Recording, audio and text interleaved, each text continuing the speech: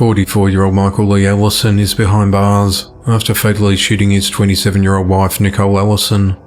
The incident occurred at around 6:45 p.m. on the 4th of July 2022, and the authorities responded to a property located at 2987 Gady Road in Raisin, Michigan, on reports of shots fired.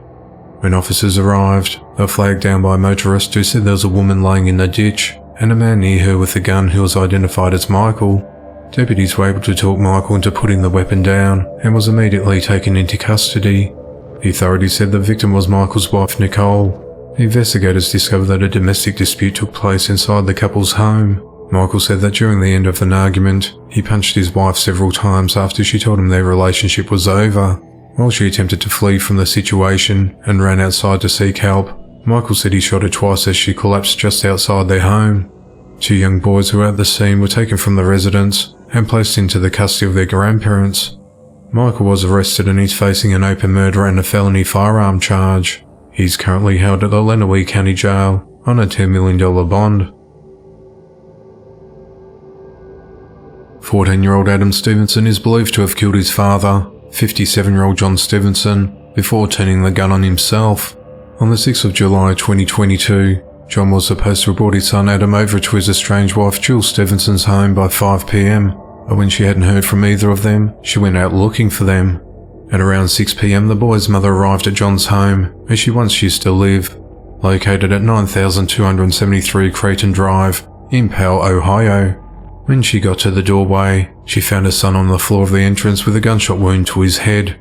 She then saw her son sitting on the couch with the back of his head visible, but she did not go in. She immediately contacted 911.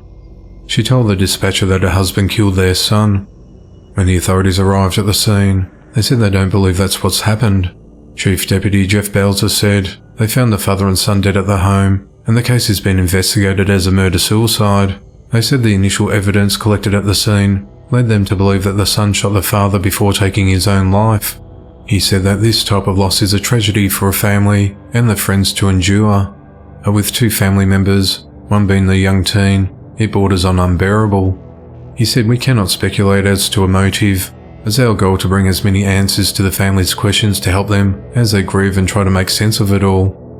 Court records show that John was convicted in 2016 of domestic violence and endangering children. However, the incidents that resulted in the conviction did not involve the son he shared with Jill. A neighbour described John as a big man, estimating him to be standing at 6 feet 4 inches tall and weighing 300 pounds, and he said he did not hear the incident happen. An obituary for Adam described him as a great student and athlete, and a loyal friend to many. The investigation into the matter continues. The authorities are investigating a SWAT raid that resulted in the death of 15-year-old Brett Rosenay. The raid started at 10 p.m. on the 6th of July 2022, located in the 8100 block of San Joaquin Road in Albuquerque, New Mexico. Brett wasn't the target of the raid, but is inside the home when it caught fire. A preliminary autopsy found that Brett died as a result of smoke inhalation. However, full autopsy reports with toxicology and CO2 results are still pending and will be released later by the Office of the Medical Investigator. Police Chief Harold Medina said, "In our effort to track down and arrest a violent criminal, a young person tragically lost his life. I know many people in our community are hurting right now and appreciate everyone's patience while the incident is thoroughly investigated. If any of our actions inadvertently contributed to his death, we will take steps to ensure this never happens again." Police have been searching for 27-year-old Keont Kelly, who authorities say violated his parole for armed carjacking and stolen vehicle charges. They tracked him to a house where he barricaded himself inside, and Brett followed him into the home. Keont was also wanted for questioning in connection to a police shooting on the 5th of May, a man's fatal shooting on the 26th of June, and a recent armed robbery being investigated by police and federal authorities. The police spent hours trying to convince Keont and Brett to leave the house. Police said officers used a drone to drop powder irritants, including tear gas, to get them to vacate the home. At some point, police reported seeing smoke coming from inside the home. They then used drones to try and locate the source of the smoke and determined there was an active fire inside the residence. As firefighters arrived, Keont came out of his home and was taken to hospital to be treated for his burns. He was later arrested and booked into jail for his outstanding warrants. After flames were extinguished, The boy and a dog were found dead inside the home.